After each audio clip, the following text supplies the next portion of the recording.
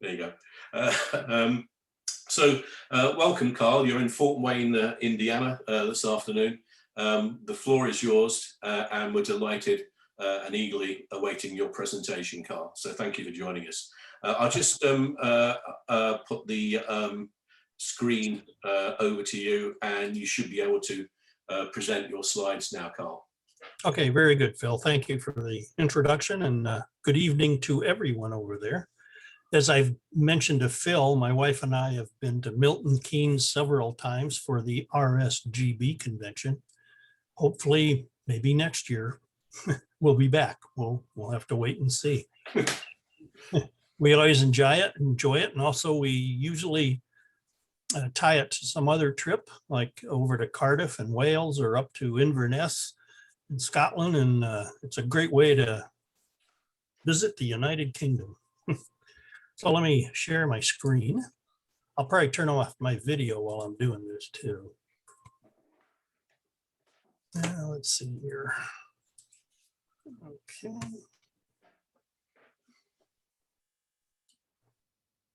Well, maybe I'll leave it on. What the heck?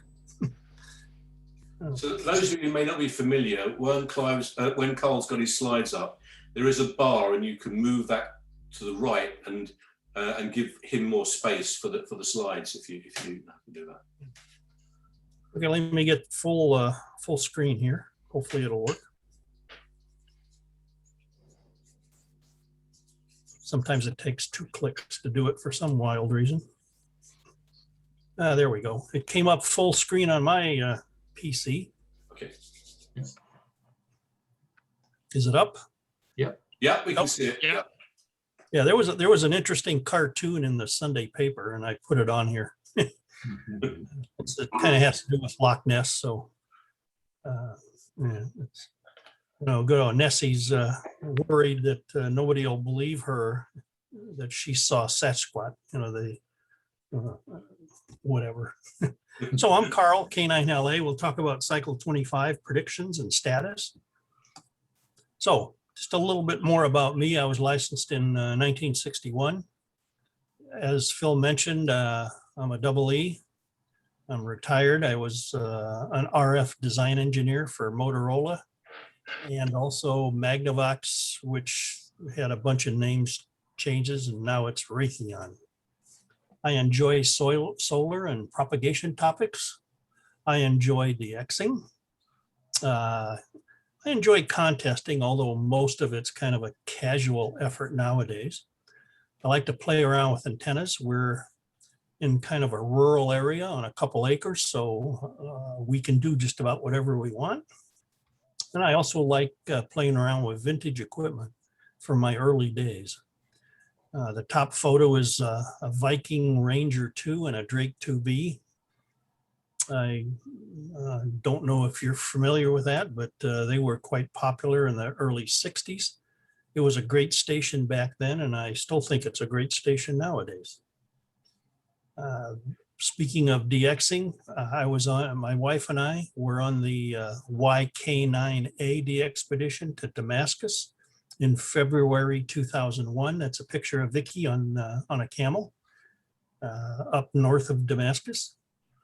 I'm the ARRL Central Vision Vice Director, and Vicky's call is Alpha Echo 9 Yankee Lima. So what we're going to talk about is, we'll take a quick look back at Cycle 24 because it kind of gives us a little indication maybe where Cycle 25 is headed.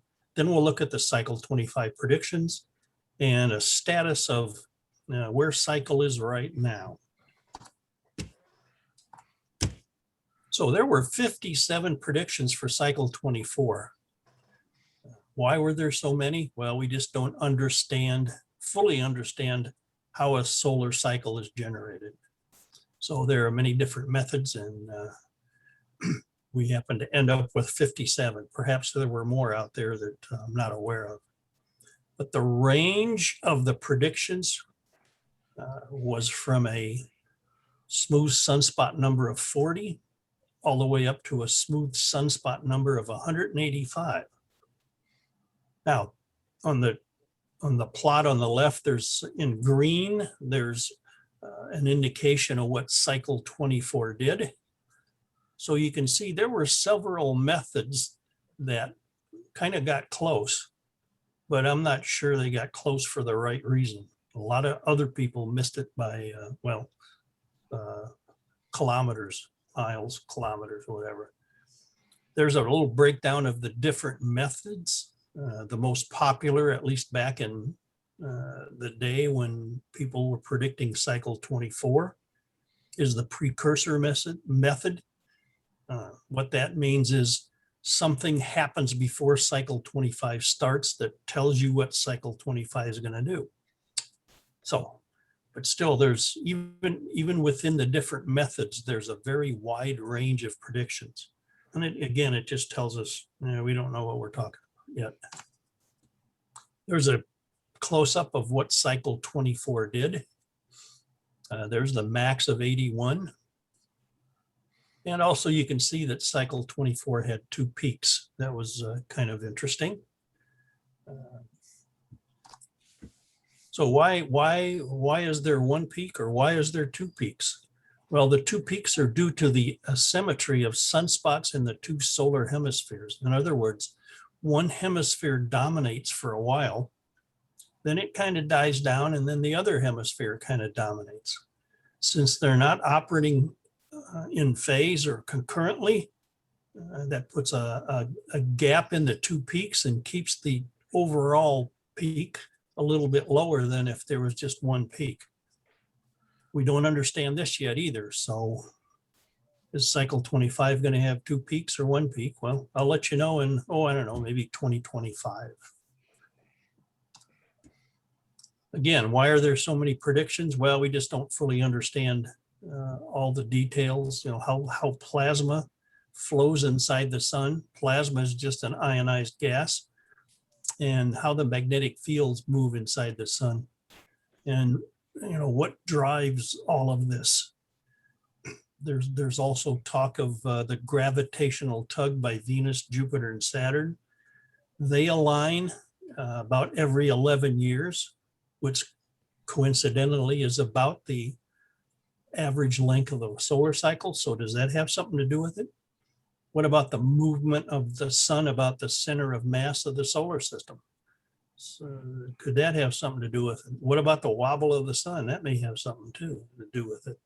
So there's a lot of things that we're trying to figure out nowadays, and maybe one of these days we will.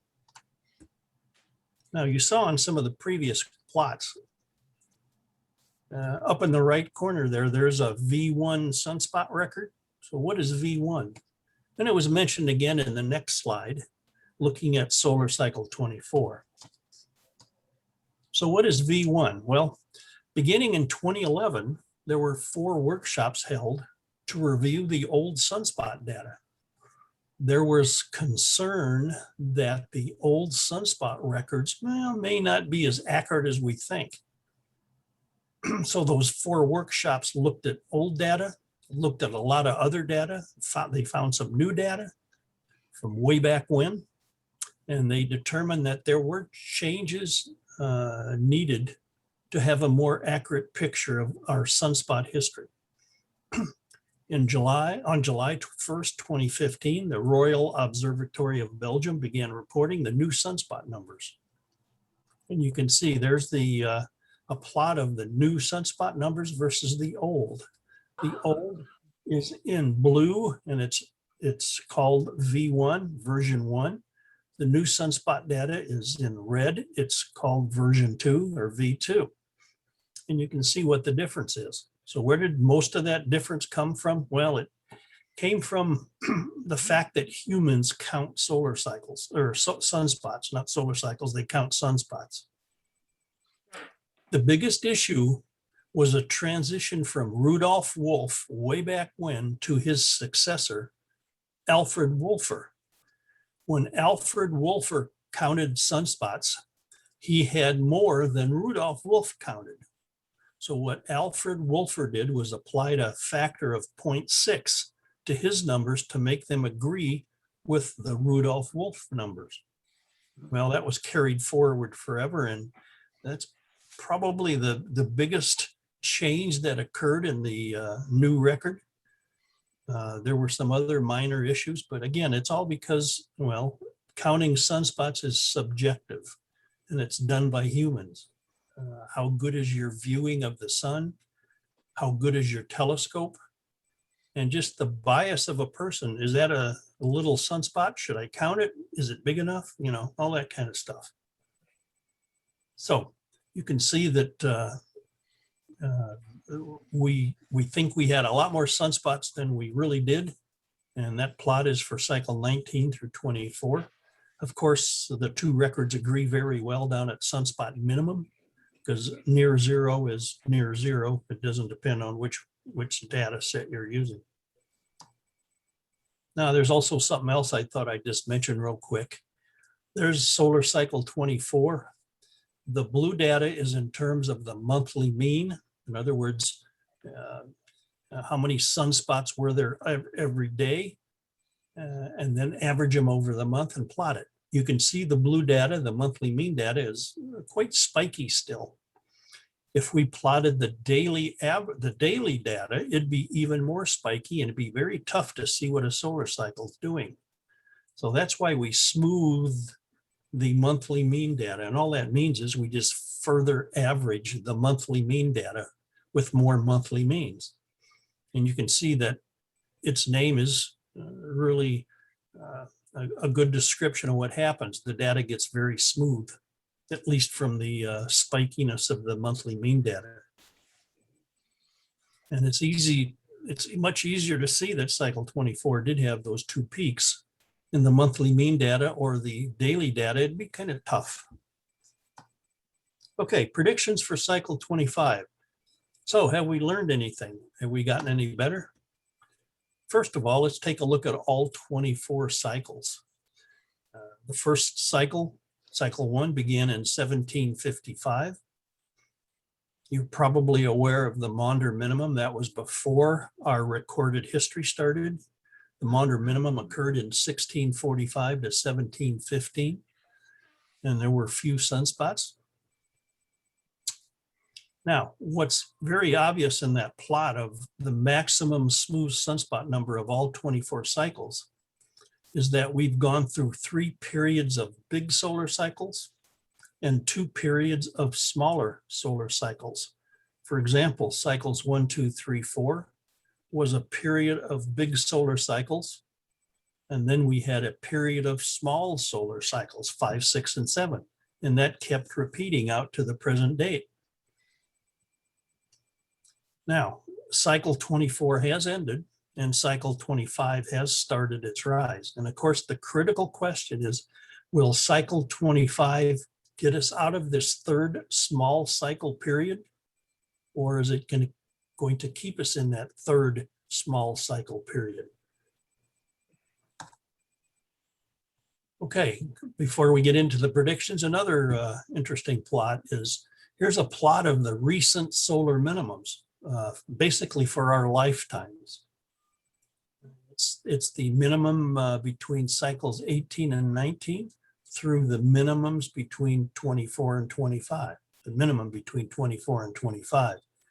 You can see the minimums between cycles 18 and 19 through 22 and 23 were only about 2 years. And my definition of solar minimum is when the smooth sunspot number is below 20. So it took, so when the smooth sunspot number went below 20, it only took about 2 years, and then we were back ascending up through 20. That's a small price to pay for some of the great solar cycles that we have, some of the biggest in history, especially cycle 19. But then the solar min between cycles 23 and 24, which is in green, came along, and it lasted almost 5 years, almost 60 months. And now there's the thick red line that shows the minimum that we're currently experiencing between cycles 24 and 25. And it looks like it's another long one, and it's going to be at least 5 years, maybe even more. So if we look at how big the next cycle is or was, versus the length of the previous solar minimum, we see that there's a trend. There's the plot. How many months we were at solar minimum on the horizontal axis, how big the next cycle was. And it's kind of obvious, the longer we're at solar minimum, the smaller the next cycle. Now, the correlation coefficient is 0.77. Perfect correlation would be 1.00, and that would put all the data points on that red trend line. No correlation would be 0, and the data points would be widely scattered about the trend line. 0.7 is not too bad, but it's not perfect. So interesting things can still happen with cycle 25. Oops, there we go. There it is. And here are the cycle 25 predictions that I'm aware of. A NOAA gentleman put together his chart there on the left, and he had a total of 53. The range of predictions went from 40 to 230, so we haven't done much better in narrowing down what's going on. And there's a breakdown by method. Again, there were many methods with wide ranges, so it really doesn't appear that any one method stands out right now. So we're just going to have to maybe make more guesses when cycle 26 comes along. Now, here's the distribution of those cycle 25 predictions. After that chart by the NOAA guy came out, I became aware of 3 more predictions. So I added that to his 53. So we have a total of 56 predictions for cycle 25. For example, there's one prediction that says the smooth sunspot number is going to be in the 25 to 49 bucket. There are 15 predictions that say the smooth sunspot number is going to be between 100 and 124. And you can see the rest of it. In red is the annotation of what an average solar cycle does or has done. All 24 cycles have an average of about 179. And we can summarize that distribution by saying that 50 of the 56, 89%, are for a below average solar cycle. 3 are for an average cycle, and 3 are for an above average cycle. There's probably some more predictions out there, but yeah, that's enough, I think. So here's one of the below average predictions. It comes from the Solar Cycle 25 prediction panel, which was a part of NASA. And you can see cycle 24 is on the left. The black is the monthly mean, and it's kind of spiky, of course, as we saw earlier. The purple is the smoothed. It looks a lot smoother. And the red is their prediction for cycle 25. And it looks like they're saying that cycle 25 is going to be kind of similar to cycle 24. They did not make any predictions about how many peaks. I'll take a wild guess right now and say, I think we're going to have 2 peaks, but who knows? We'll find out. They predict that the maximum is going to be in mid-2025. And there's the URL for looking at that prediction every month. By the way, Phil, I'm going to send you a copy of this presentation so people can look at it at their own leisure. Okay, thanks. Yep. So remember I said there were 3 big predictions? Well, here's one of the big predictions. It's by Dr. Scott McIntosh. He made the prediction in June 2020. It received much publicity because it's significantly bigger than most predictions. And of course, if it comes true, if it's a big solar cycle, much greater than the average, that would be great for 10 meters and 6 meters, of course. Now, what his prediction is based on is the difference in the termination dates of the previous 23 solar cycles. He's trying to look at the magnetic cycle within the sun. And I think that's a good thing to do, although I'm not sure how accurate it is yet. Now there's a chart there of when the terminator or the termination date of all 23 cycles was. So he pegged the termination date of cycle 23 at 2011.08, which is January of 2011.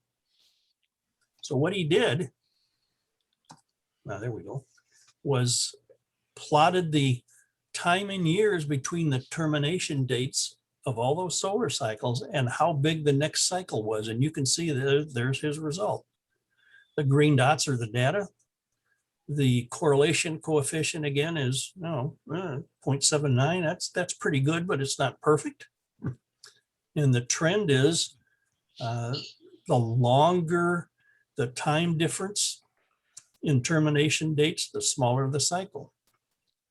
Now, remember I said that he pinned the cycle 23 termination date of 2011.08, January 2011. In his paper, he estimated that the cycle 24 termination date would be 2020.37, which is April of 2020.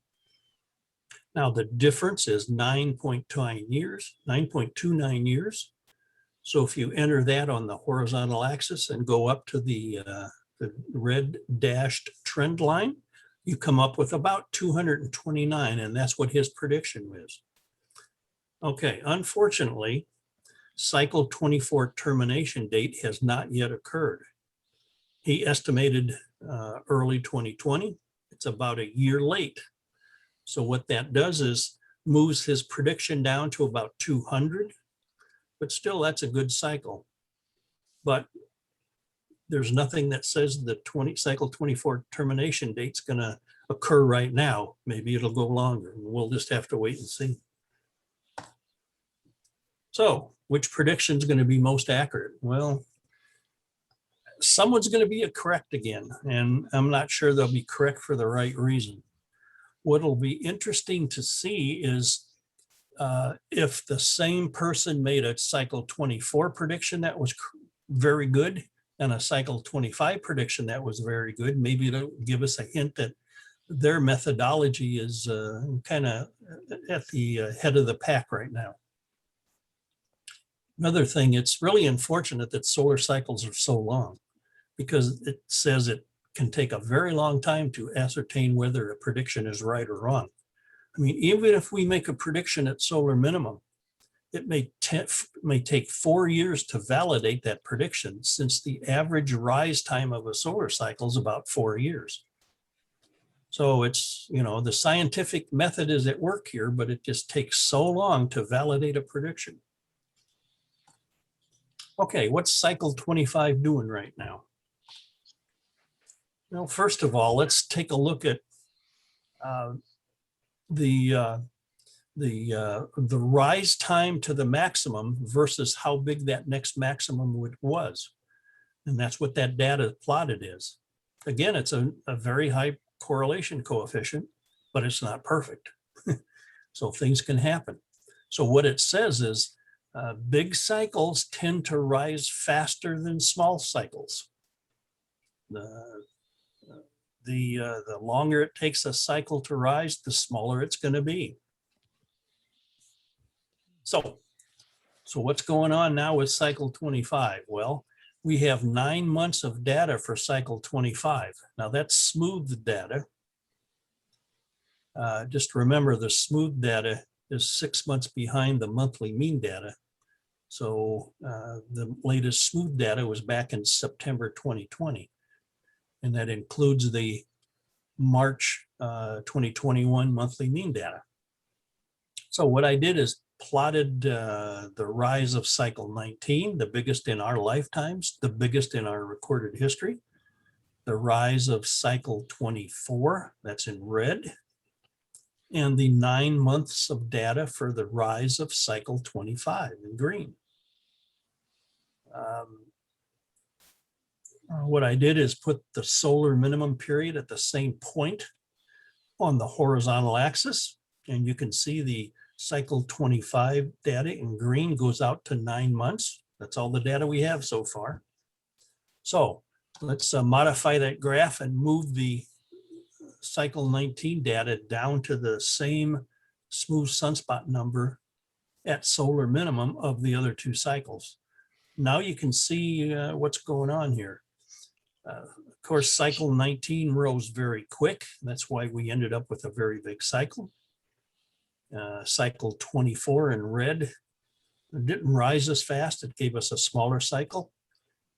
And cycle 25 is, well, it's rising faster than cycle 24, but it doesn't look like it's rising faster than cycle 19. But, you know, don't be discouraged.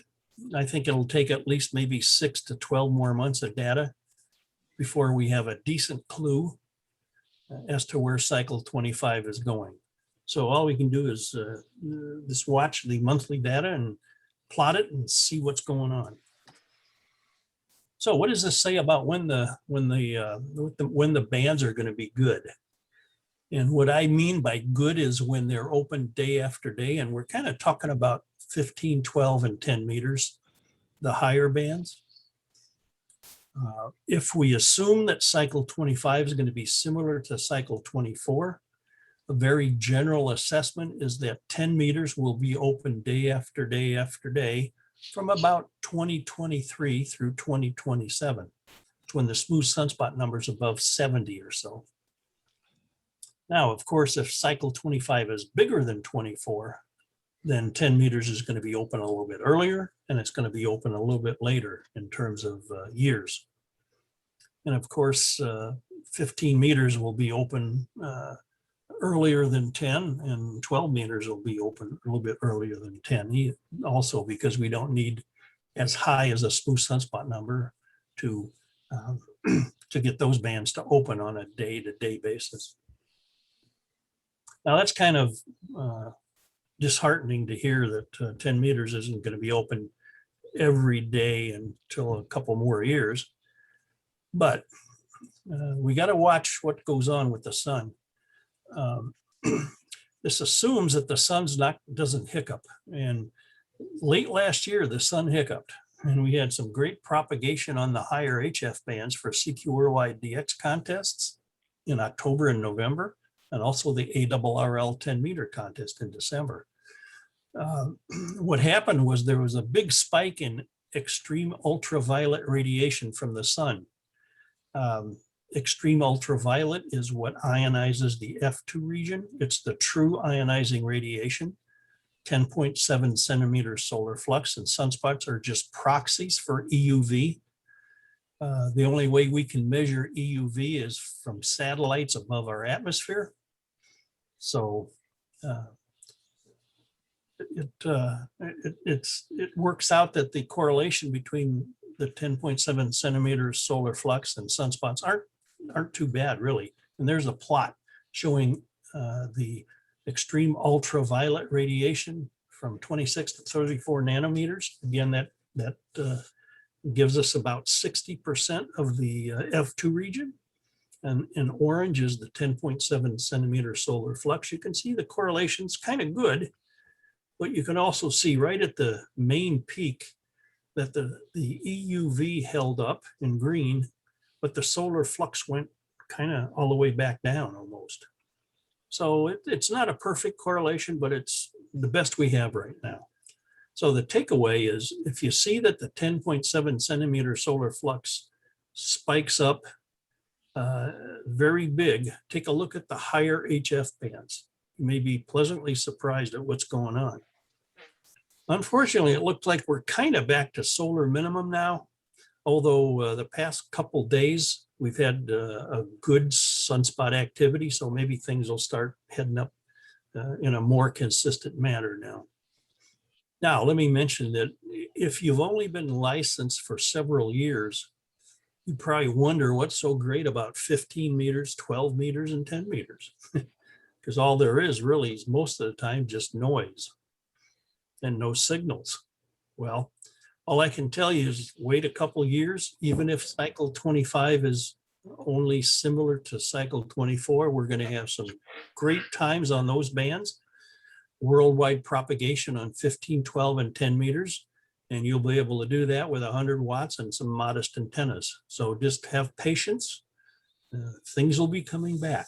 And I expect that we'll probably see a noticeable increase in propagation, an improvement in propagation as we enter the fall months. Okay, summary.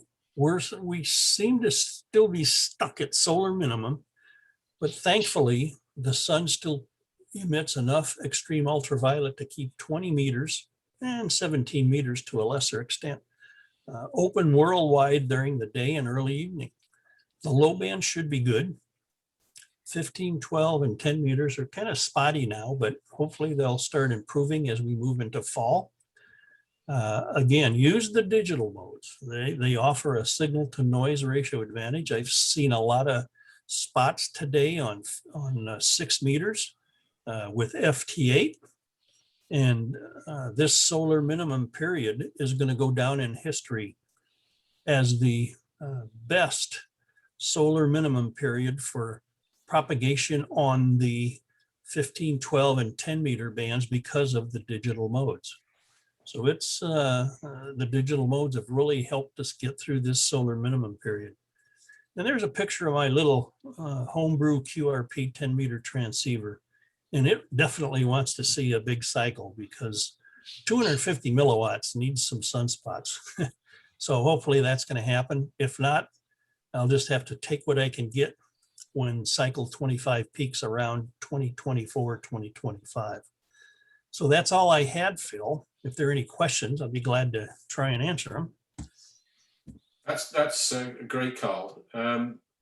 If we go across to gallery view again, and we get everybody up. Okay.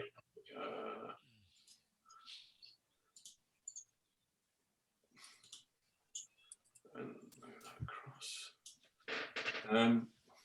So we should be able to get gallery view back, and if you drag across this slide.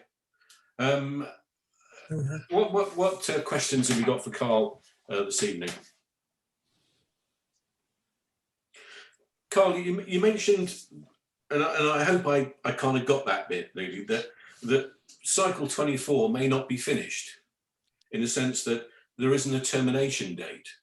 I wasn't quite sure I understood that bit of it, really, because the guy looked at termination dates to predict what happened next. It's an interesting, this brings up a very interesting question. When is solar minimum and what does that mean? Well, if we looked at the smooth sunspot number, we'll see that it minimized in December 2019. And what people have called that is solar minimum. And they've made the general statement that's when solar cycle 24 ended and cycle 25 started, but that's not really true. We saw the first official sunspot from cycle 25 in July 2019, which was 5 months before that solar minimum of December 2019. We saw the last cycle 24 sunspot in December or in July of 2020. So that was after that solar minimum period time. So what is solar minimum is really kind of interesting to think about. I don't think we're going to see any more cycle 24 sunspots, but still, I guess that doesn't mean that the magnetic cycle inside the sun is done yet for that solar cycle. And I think it just says that we need to better define when a cycle starts and when it ends. And I think it's going to take more than just talking about sunspots. Hopefully I answered that, Phil. Okay, well, I kind of get the picture, really. It's difficult because the science hasn't been developed, really. And one thing I should mention is solar cycles do overlap. We just like we saw between cycles 23 and 24, we saw sunspots from both cycles 24 and 25 at the same time. And we can tell the difference by where they emerge on the solar disk, the latitude at which they emerge, and also their polarity, because the sunspot is just a magnetic field coming out of the sun going back in. And that allows us to tell which cycle a sunspot belongs to. But the big thing is that for about a year, we saw cycle 24 and cycle 25 sunspots occurring. And I don't claim to understand all that magnetic stuff. I bet you, hopefully we're going to learn something from this solar cycle and maybe apply it to cycle 26. Okay. Just one more question, if I may. I mean, many of us that look at this stuff, we look at indices. So, you know, we look Yes. at the solar flux index and we look at the KP index and stuff. Mhm. Can you talk about that and how good all that sort of stuff is for, you know, Yeah, telling us what's going on that day and also what's going to go on the next day, really, so to speak? sure. First of all, we got to remember what we're trying to do is we're trying to take some very complicated processes up in the atmosphere and ionosphere and make some very simple general statements about propagation. That can be dangerous. But what I think we should be monitoring is the 10.7 centimeter solar flux. That's that's an objective measurement. It's measured, so there are no humans counting it, and we can determine how high the 10.7 centimeter solar flux needs to be on a consistent basis in order to have a band open, day after day. And again, we're talking about 15, 12, and 10 meters. Remember I said that 20 meters is even at solar minimum with 0 sunspots, and the 10.7 centimeter solar flux bottomed out around 65 to 70. 20 meters is still open. So as the solar flux rises above that, 65 to 70 range, that'll tell us when 15 is open, when 12 is open, and when 10 is open. I have a nice little chart. Maybe I'll add that to here before I send this copy to you, Phil, and that'll explain it. The K index or the KP index, the planetary index, which is more than just one observatory. It's a worldwide view of the activity of the Earth's magnetic field. Generally we want the K or KP index to be below 3, and that'll tell us that the ionosphere is not disturbed. In other words, the F2 region is not messed up. The correlation between 10.7 centimeter solar flux and what the ionosphere is doing is not that great. That's because the K index also impacts what the ionosphere is doing. And there's even a third factor that we're just starting to learn about. Lots of research going on. It's events in the lower atmosphere that couple up to the ionosphere. For example, we can see perturbations in the ionosphere from earthquakes, right over the epicenter. We can see perturbations in the ionosphere from an underground nuclear explosion like the North Koreans had a couple of years ago. The big Japan earthquake in I think that was 2011. It's been a while. It was a magnitude 9.0, which, it's a pretty darn big earthquake. We saw perturbations in the ionosphere above the epicenter. And interestingly, that earthquake generated a tsunami that propagated across the Pacific Ocean. And we saw perturbations in the ionosphere above the US West Coast because of that tsunami. So we don't fully understand everything that contributes to what the ionosphere is doing right now. So we have to kind of just use the 10.7 centimeters with caution, and the K index also. If today's solar flux is 75 and it's 80 tomorrow, that doesn't necessarily mean that the ionosphere is going to be better. Because there's the K index and also these events in the lower atmosphere coupling up to the ionosphere can change things. And we just don't fully understand all of that yet. It's interesting, but we know a lot, but we don't know everything. Any other questions for Carl at all? Well, I was just going to make an observation because the other week I was catching up on QEX, Carl, and there was a paper there about the extreme UV, and the guy was looking at the magnesium lines. And Yes. I think what I've gathered this evening is very interesting because I tried to look at the EUV data and I couldn't find it. And it seems that the 10.7 is the proxy for it. So because there's nothing obvious in the normal data that we look at to tell us when, say, 15 meters or 10 meters is working on FT8 from one day to the next in the propagation data, whereas this EUV, and I think it's a real revelation. Your comments about at the moment a good percentage of the propagation or the ionosphere density, electron density, is due to EUV. So that's a very interesting thing.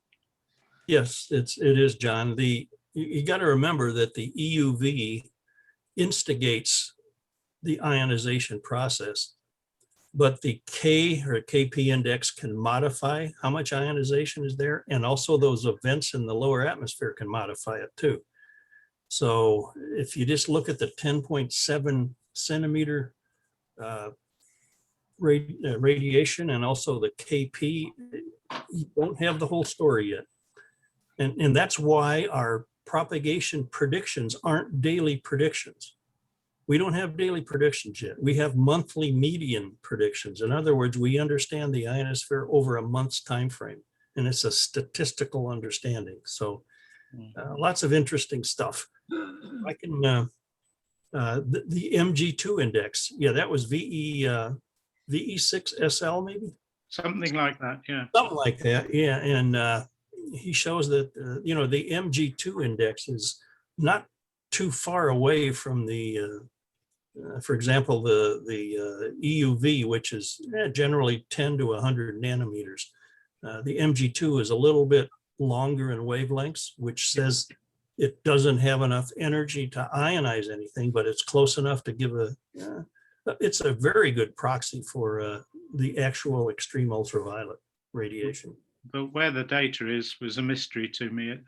I will put the websites on some forthcoming papers there on this thing. Not papers, but pages. Okay. And We'll by be the able to time find it. QAX by the time QAX had published it, it was several months. It was published at the time when just shortly after the data finished, just shortly after the increase around the end of November. Yes, yes. It'd be interesting to see what the data's been doing more recently. That was my interest. Yeah, well, unfortunately, it kind of fell back down to solar minimum. I mean, I don't think it's gotten too much higher since then. And you can tell that by how the bands are doing, right? Yeah, thank you, Carl. Yeah. Interesting talk tonight. Okay. Any other questions, Carl?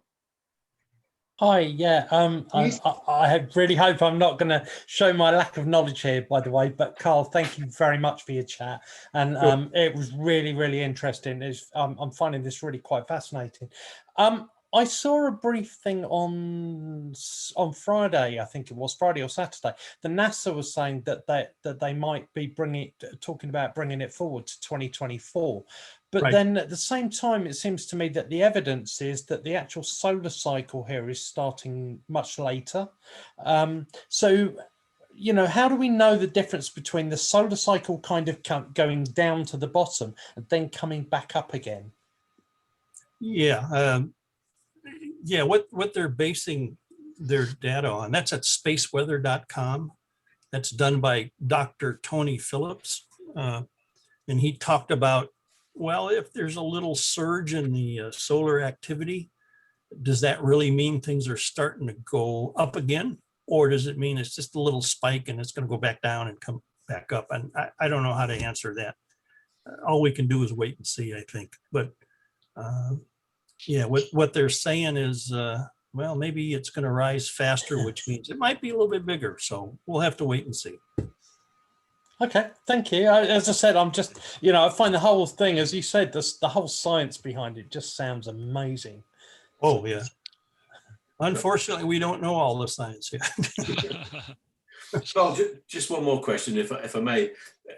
People talk about contests making their own propagation, Right. but as soon as you've got thousands of people all over the world firing at the ionosphere, the ionosphere just suddenly wakes up, and all of a sudden you get good propagation. And anecdotally, it seems to me that I do seem to work good stuff on contests that I can't hear the rest of the time. But is there any scientific basis to that? I mean, is there any basis to that you know at all? Well, the two answers to your question are that we send enough RF up there to modify the ionosphere, or the bands are open more than we think. We just don't get on. Yeah. And I think it's the latter. The bands are open more than we realize. You go listen to 10 meters, you don't transmit, so you assume there's nothing there. So what the heck? Now, what you can, there are ionospheric heaters in the world, like Tromsø in Norway and HARP in Alaska. And from their effective radiated power, we kind of know how much power density is needed to modify the ionosphere. And it's well short of thousands of us transmitting with 1,000 watts or 400 watts, whatever. Those ionospheric heaters, they concentrate all their energy at a pretty small area with a big antenna system pointing straight up.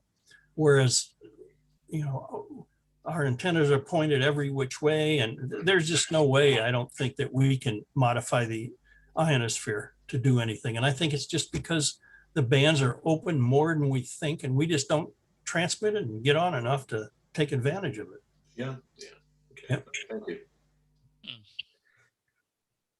Any other questions for Carl at all this evening?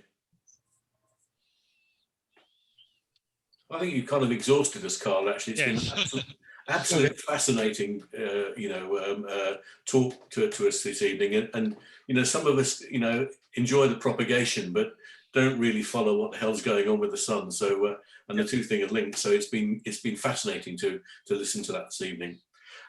Zoom is always very difficult to say thank you, Carl, but on behalf of us, thank you most sincerely for making the time to talk to us this evening. We can't really clap because we're probably going to get all sort of different timings, but if we just put our thumbs up, hopefully, we just say thanks for doing what you've done this evening, and thank you for joining us this evening. It's been great. You're welcome.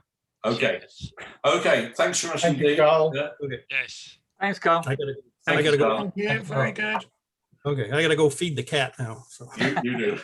And thanks for everybody joining us this evening. It's been a pleasure to welcome some people from other clubs. And when we have one or two more of these things, we'll make some invites again. So good evening, everybody. Stay safe, and we'll see you once more. Don't forget, for the people of the MCARS Club, the next talk is next Monday evening, where we're talking about the RF calculations that have been required by Ofcom. Okay, bye-bye, everybody. Bye-bye. Thank you. Bye. Thanks, all. Thank you. Bye, Carl. Thank you.